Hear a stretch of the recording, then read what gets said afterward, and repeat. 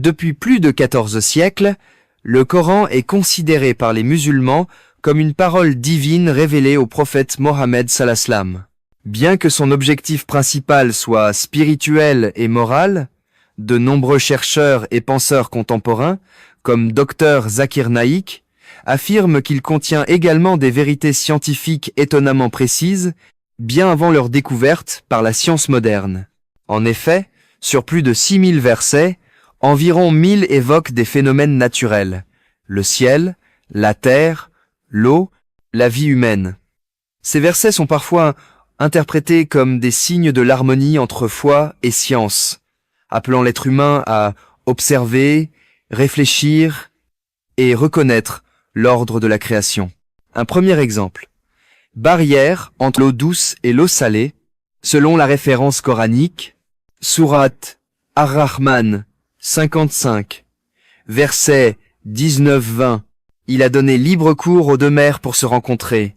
Entre elles, il y a une barrière qu'elles ne dépassent pas. En arabe, Maraja al-Bahraini yaltakian, Bainahuma barzakun la yabgian. Interprétation scientifique. Dr Zakir Naik.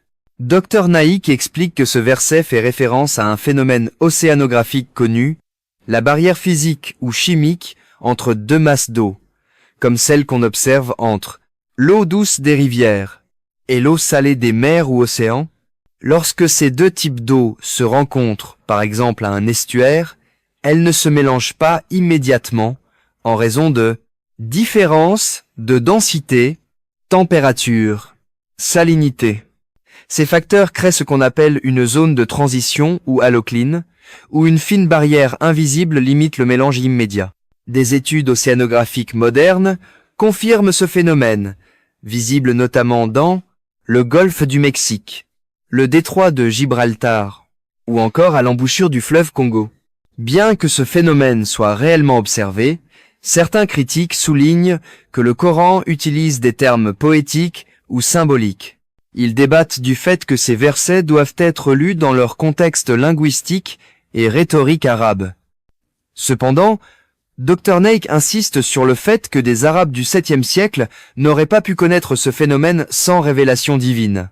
Dr Zakir Naik, médecin et orateur renommé, a largement diffusé cette idée à travers ses conférences, affirmant que le Coran ne contredit aucun fait scientifique établi, et qu'au contraire, plusieurs découvertes modernes confirment ce que le Coran a dit bien avant les scientifiques. Deuxième exemple, le cycle de l'eau.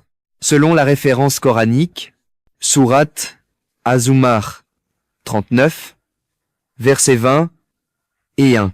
Ne vois-tu pas qu'Allah fait descendre du ciel une eau qu'il fait pénétrer dans la terre sous forme de source, puis il en fait sortir une culture aux couleurs diverses? Interprétation scientifique. Dr Zakir Naik. Dr Naik montre que ces versets décrivent le cycle hydrologique, bien avant qu'il ne soit compris par la science moderne. Le Coran mentionne les principales étapes. Évaporation et condensation.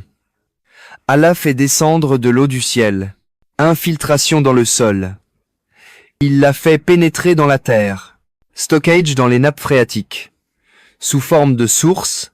Réutilisation par la végétation. Il en fait sortir une culture.